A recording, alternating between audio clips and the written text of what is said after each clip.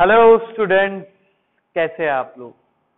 तो बहुत दिनों के गैप के बाद आज मैं फिर आपके सामने खड़ा हूं मेरे वीडियो लेक्चर लेके। मेरे कुछ पर्सनल प्रॉब्लम के वजह से आपके लेक्चर्स डिले हो गए थे, लेकिन चिंता करने की कोई भी बात नहीं, क्योंकि हम फिर से स्टैंड अप होने वाले हैं और फिर से हमारा चैप्टर शुरू करने वाले हैं।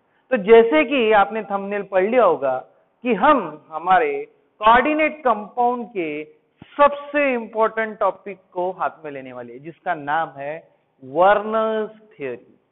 अगर आज आपको वर्नर थ्योरी समझ में आ गई तो समझ लेना आपको ये पूरा चैप्टर समझ में आ गया। मैं अगर कहूं तो this is the first and the last lecture of coordinate compound. ये मैं इसलिए कह रहा हूं कि अगर आपको आज का लेक्चर समझ में आता होगा तो ही आपको आने वाले लेक्चर समझ में आएंगे, या फिर कोऑर्डिनेट कंपाउंड का जो मेन गेम है वो समझ में आएगा। अगर आपने पिछले लेक्चर्स अगर नहीं देखे होंगे, जो सबसे इंपॉर्टेंट लेक्चर है why coordinate compound is called as complex compound, तो वो लेक्चर को पहले देख लीजिए, उसके लिंक आपको डिस्क्रिप्शन बॉक्स में मिल जाएगी और बाद में ही आप वर्नर थ्योरी को समझ सकेंगे। ठीक है, तो वर्नर थ्योरी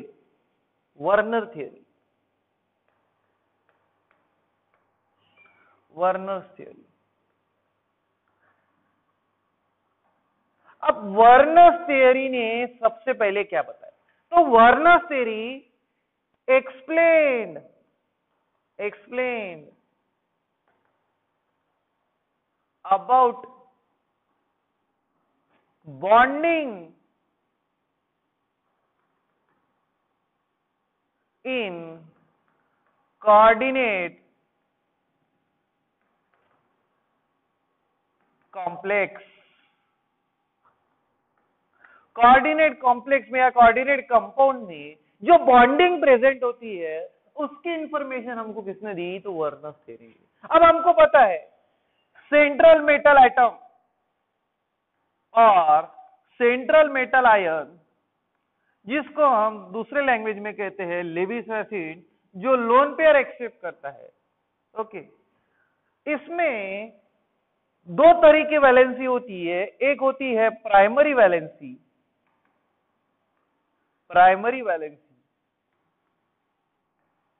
और दूसरी होती है सेकेंडरी वैलेंसी।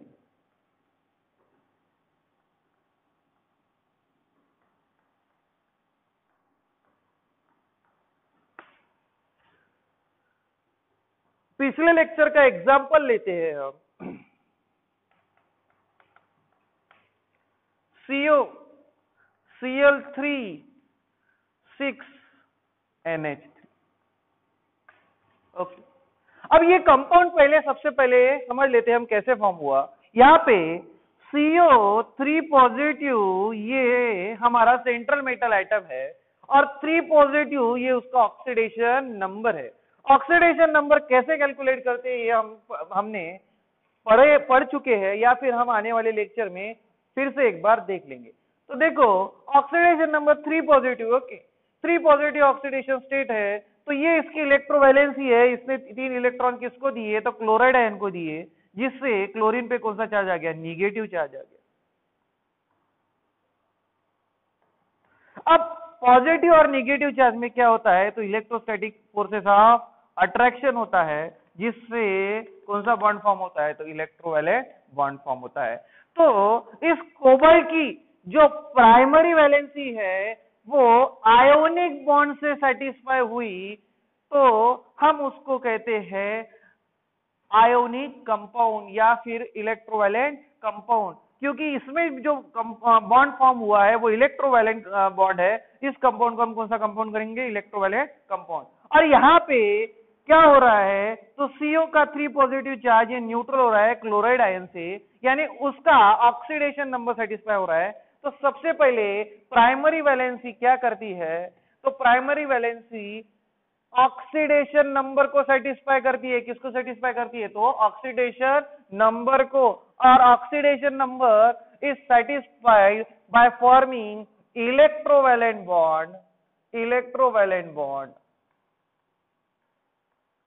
और उसको ही हम कौन सा बॉन्ड कहेंगे, तो और आयोनिक बॉन्ड, और कौन सा बॉन्ड कह सकते हैं उसको हम, आयोनिक बॉन्ड। ओके, अब ये जो 6NH3 है ये तो हमको समझ में आ गया है कि कोबाल्ट 3 पॉजिटिव ने 3 Cl नेगेटिव आयन के साथ आयोनिक बॉन्ड फॉर्म किया, ये हमको समझ में आता है। लेकिन ये जो अमोनिया है, अमोनिया में NH3 मॉलिक्यूल है, नाइट्रोजन पे लोन पेयर है, लोन पेयर डोनेट होती है और वहां पे कौन सा बॉन्ड फॉर्म होता है, तो कोऑर्डिनेट बॉन्ड फॉर्म होता है। तो 6 अमोनिया मॉलिक्यूल्स अपनी लोन पेयर डोनेट करके वहां पे कोऑर्डिनेट बॉन्ड फॉर्म कर रहे हैं, और कोऑर्डिनेट बॉन्ड से इस कोबाल्ट की जो वैलेंसी सेटिस्फाई हो रही है उसको हम कौन सी वैलेंसी कहते हैं, तो सेकेंडरी वैलेंसी कहते हैं। तो secondary valency satisfies coordination number which is formed by the coordinate bond। तो देखो सेकेंडरी वैलेंसी कौन से बॉन्ड से सेटिस्फाई होती है, तो कोऑर्डिनेट बॉन्ड से सेटिस्फाई होती है। Primary valency satisfies oxidation number which is satisfied by which bond, ionic bond। Secondary valency satisfied by coordination number, और कोऑर्डिनेशन नंबर की हम किससे सेटिस्फाई होता था, कोऑर्डिनेट बॉन्ड से। अब देखो इलेक्ट्रोवैलेंट बॉन्ड जो फॉर्म होता है वो कौन फॉर्म करते हैं, तो अनायंस फॉर्म करते हैं। कौन फॉर्म करते हैं, तो अनायंस फॉर्म करते हैं। और कोऑर्डिनेट बॉन्ड जो फॉर्म करते हैं वो कौन फॉर्म करता है, तो लिगैंड करता है। कौन फॉर्म करता है, तो लिगैंड कहता है। तो इस सेकेंडरी वैलेंसी को हम दूसरे लैंग्वेज में भी क्या कहते हैं, तो लिगेंसी कहते हैं। क्या कहते हैं, तो लिगेंसी कहते हैं। ठीक है, तो देखो, तो ये है वर्नर थ्योरी का सबसे पहला पोस्टुलेट। इसका सबसे पहले पोस्टुलेट में इसका क्या कहना है कि किसी भी कोऑर्डिनेट कंपाउंड में जो सेंट्रल मेटल एटम प्रेजेंट होता है उसको बेसिकली दो टाइप के वैलेंसीज होती है। एक होती है प्राइमरी वैलेंसी और दूसरी होती है secondary valency. Primary valency satisfies oxidation number, secondary valency satisfies coordination number. Primary valency जब सेटिस्फाई होती है तब कौन सा बॉन्ड फॉर्म होता है, तो इलेक्ट्रोवैलेंट बॉन्ड, या फिर कौन सा बॉन्ड कहेंगे हम उसको, आयोनिक बॉन्ड फॉर्म होता है। और वो किससे फॉर्म होता है, तो अनायन से फॉर्म होता है। और जब सेकेंडरी वैलेंसी सेटिस्फाई होती है तो क्या सेटिस्फाई होता है, तो कोऑर्डिनेशन नंबर सेटिस्फाई होता है। और कोऑर्डिनेशन नंबर सेटिस्फाई होता है तब कौन सा बॉन्ड फॉर्म होता है, तो कोऑर्डिनेट बॉन्ड। और कोऑर्डिनेट बॉन्ड कौन फॉर्म करता है, तो लिगैंड फॉर्म करता है। तो ये है हमारा वर्नर थ्योरी का फर्स्ट पोस्टुलेट। तो देखो मैं पोस्टुलेट आपके सामने लिख रहा हूं, पोस्टुलेट नंबर 1। पहला पोस्टुलेट क्या कहता है, इन coordinate compound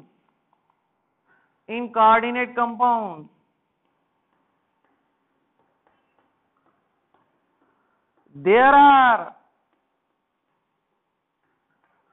two type of valency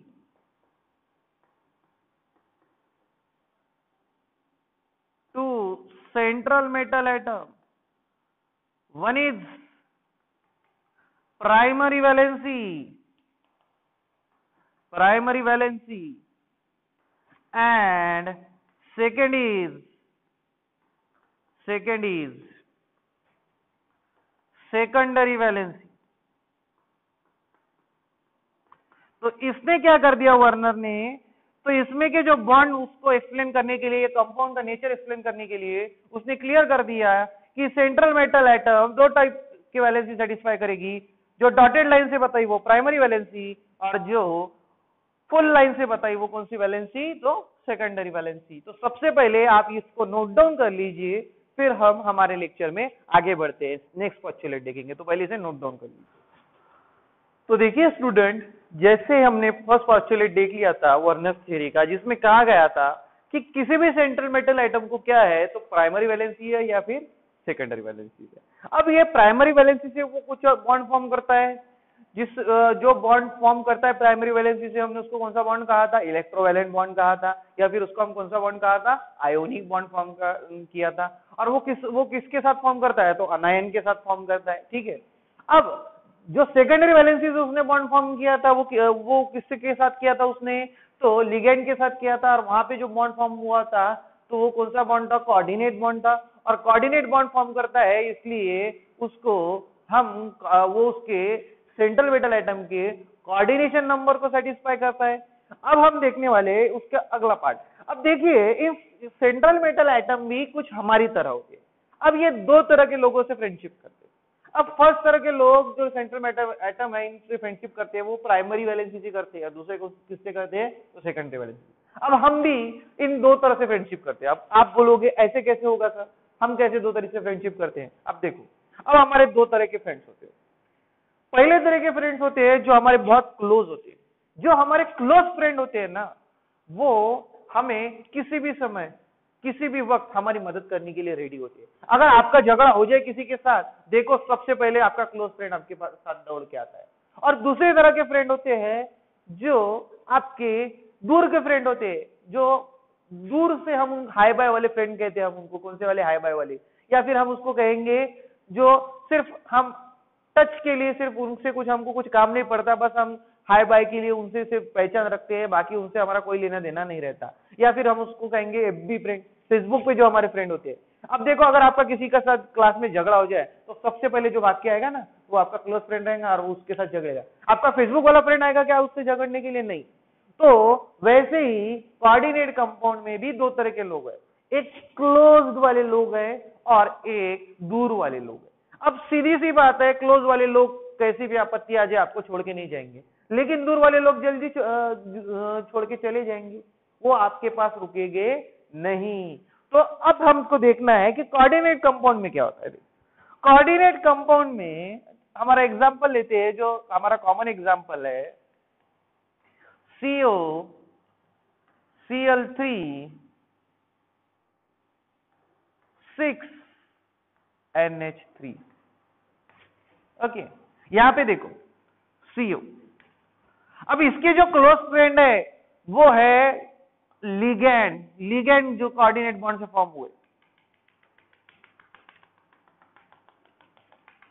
ये इसके क्लोज सर्कल में।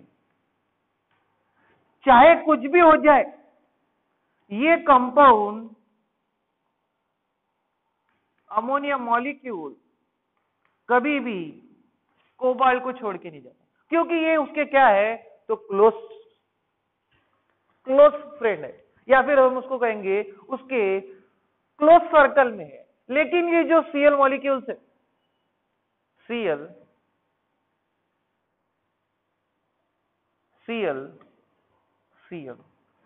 ये इसके आउटर सर्कल में, ये उसके कौन से फ्रेंड है तो हाई बाय वाले फ्रेंड है। अब कुछ भी आपत्ति आ जाए, CO के NH3 वाले जो दोस्त है वो कभी छोड़ के नहीं जाएंगे, क्योंकि वो उसके क्लोज सर्कल वाले। आपके क्लोज फ्रेंड अभी आपको छोड़ के जाएंगे क्या? नहीं जाएंगे। उसी तरह से अमोनिया CO को छोड़ के कभी नहीं जाता है। लेकिन Cl जो है, Cl ये उसके आउटर सर्कल में है, आउटर सर्कल में है, इसके वजह से वो उसको कभी भी छोड़ के चले जाएंगे। आपका झगड़ा होगा तो सबसे पहले ये Cl वाले भाग जाएंगे। ये उन फ्रेंड में से, हाई बाय वाले फ्रेंड में से। तो यहां से हमको क्या पता चलता है, तो यहां से वर्नर थ्योरी का पॉस्टुलेट आता है, सेकेंड पॉस्टुलेट नंबर 2। देखिए क्या, अब अमोनिया मॉलिक्यूल्स ये उसकी कौन सी वैलेंसी सेटिस्फाई कर रहे हैं?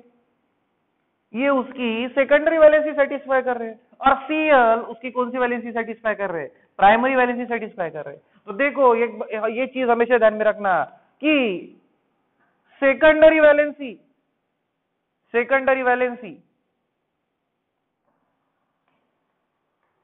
Are non ionisable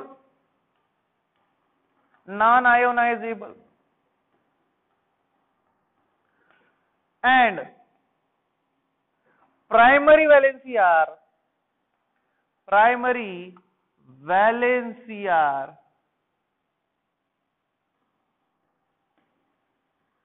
ionizable।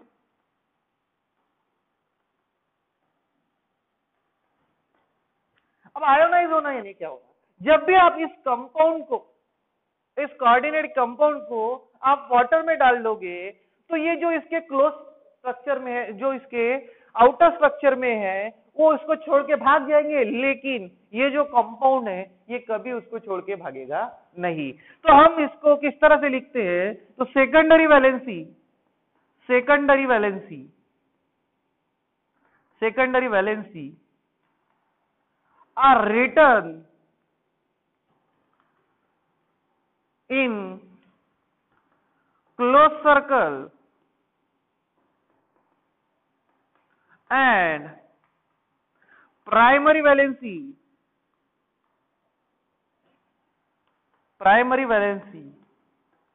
are written in outer circle। तो ये हमारा सेकंड पोस्टुलेट है, जिसमें क्या कहा गया है कि जो कोऑर्डिनेट बॉन्ड है वो नॉन आयोनाइजेबल है, लेकिन जो आपका आयोनिक बॉन्ड है वो क्या है, वो आयोनाइजेबल है, उसको कभी भी छोड़ के जा सकते हैं वो आयन, लेकिन कोऑर्डिनेट बॉन्ड से जो लिगेंड जुड़े हैं वो कभी सेंट्रल मेटल आइटम को छोड़ के जाएंगे नहीं, ये क्लोज में और ये आउटर में। तो इस पोस्टुलेट को आप लिख लीजिए, फिर हम आगे बढ़ेंगे। तो हम एग्जांपल से फिर से समझ लेते हैं, देखिए कैसे। अब यहाँ पे सेंट्रल मेटल एटम ये कौन है, तो CO3 पॉजिटिव है, और ये इसका क्या है, ऑक्सीडेशन नंबर। अब 3 chloride ion, 3 chloride अनायन satisfies primary valency, and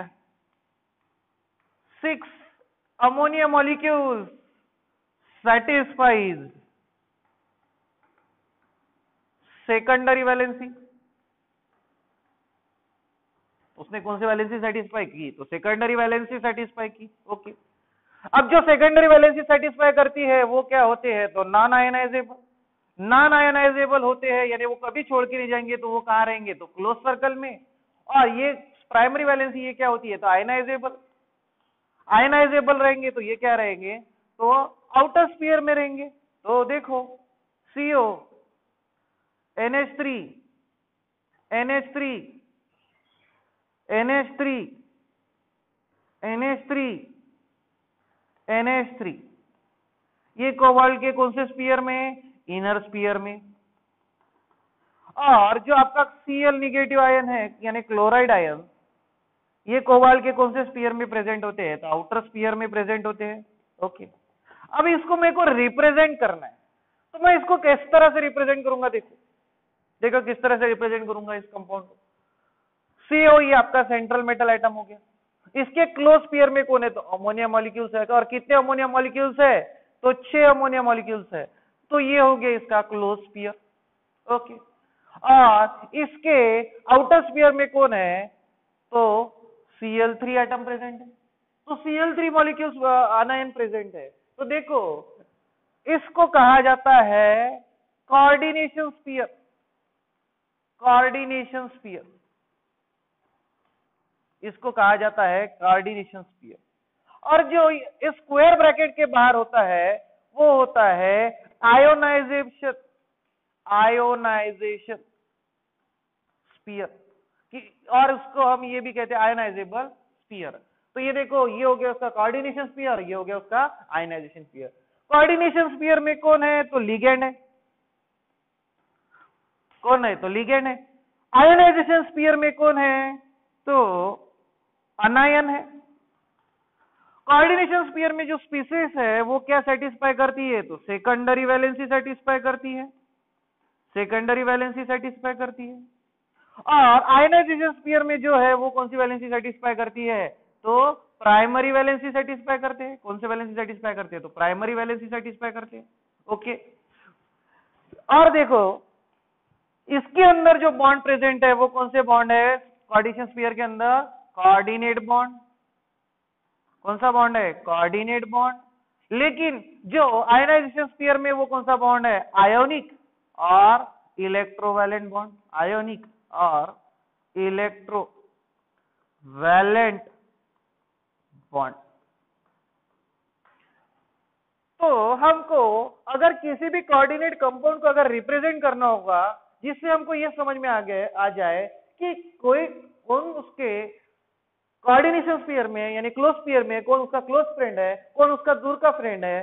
तो इस स्ट्रक्चर को इस तरह से रिप्रेजेंट करते हैं। This square bracket represents coordination sphere. Out of the coordination sphere जो आयंस प्रेजेंट होते हैं उनको हम कौन से स्फीयर में प्रेजेंट होते हैं, तो आयनाइजेशन स्फीयर में प्रेजेंट होती है। तो हमेशा एक बात ध्यान में रखना, ये स्क्वायर ब्रैकेट के अंदर कौन होता है, तो लिगेंड होता है। वो कौन सा बॉन्ड फॉर्म करता है, तो कोऑर्डिनेट बॉन्ड फॉर्म करता है। वो क्या सेटिस्फाई करता है, तो सेकेंडरी वैलेंसी सेटिस्फाई करता है। उससे उसका कोऑर्डिनेट कंपाउंड फॉर्म होता है। और ये क्या होता है, तो नॉन आयनाइजेबल होता है, ये कभी ब्रेक होता नहीं। लेकिन ये जो है ये क्या होता है, प्राइमरी वैलेंसी वाला, ये क्या होता है, आयनाइजेबल होता है। तो ये जो ब्रैकेट के अंदर है ये क्या है, तो नॉन आयोनाइजेबल, नॉन आयनाइजेबल। लेकिन जो ब्रैकेट के बाहर है वो क्या है, आयोनाइजेबल, वो क्या है, आयोनाइजेबल। तो इस तरह से कोऑर्डिनेट कंपाउंड को रिप्रेजेंट किया जाता है। तो ये नोट डाउन कर लीजिए, फिर हम आगे बढ़ते हैं। तो देखिए स्टूडेंट्स, जैसे कि हमने हमारे फर्स्ट लेक्चर में देख चुके थे कि कोऑर्डिनेट बॉन्ड जो फॉर्म होता है वो 100% डायरेक्शनल है। देखिए कोऑर्डिनेट बॉन्ड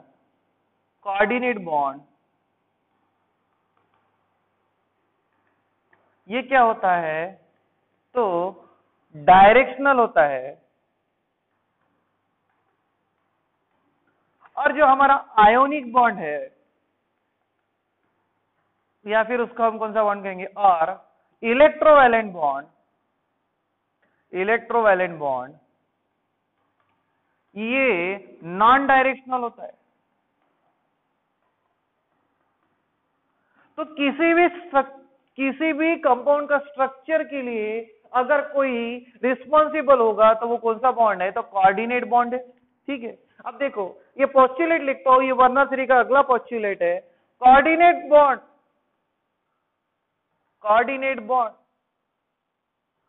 और लिगेंड इज रिस्पॉन्सिबल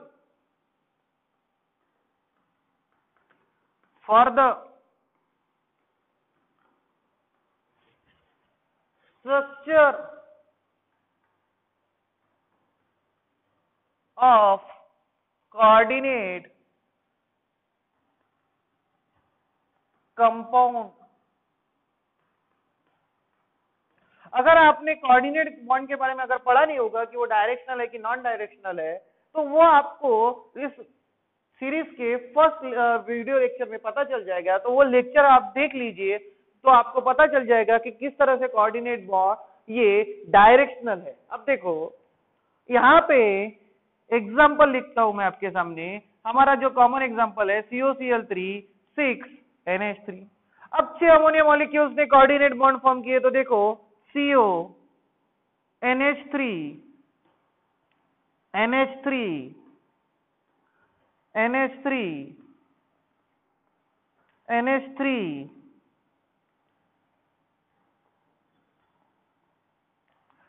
NH3।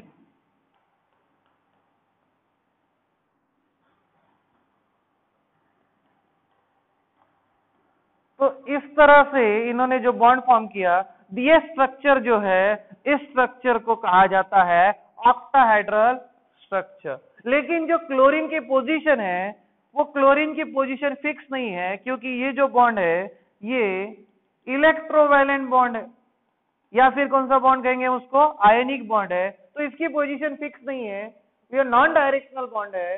तो जो कंपाउंड का स्ट्रक्चर है वो कौन डिसाइड करता है, तो कोऑर्डिनेट बॉन्ड डिसाइड करता है। कोऑर्डिनेट बॉन्ड कौन फॉर्म करता है, तो लिगेंड फॉर्म करता है। यानी coordination number will decide the structure of coordinate compound. जब भी कभी कोऑर्डिनेशन नंबर 6 यानी 6 कोऑर्डिनेट बॉन्ड फॉर्म की होगी, देखो यहाँ पे 6 अमोनिया ने कोबाल्ट के साथ 6 कोऑर्डिनेट बॉन्ड फॉर्म किए, इसके वजह से इसका कोऑर्डिनेशन नंबर क्या हो गया, 6 हो गया। तो इसका स्ट्रक्चर हमेशा ऑक्टाहेड्रल रहता है।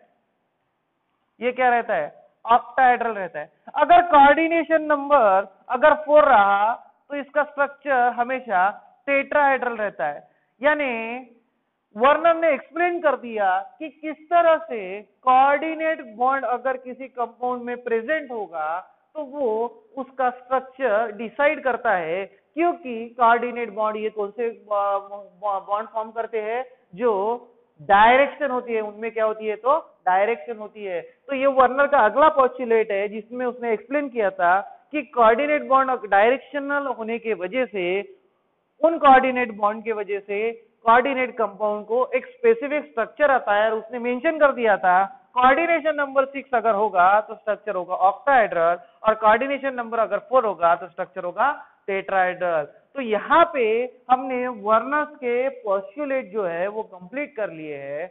अब हम देखेंगे इसके एक्सपेरिमेंटल एविडेंस कि कैसे पता चला कि जो वो बोल रहा है वो रियली उस कंपाउंड में प्रेजेंट है कि नहीं है।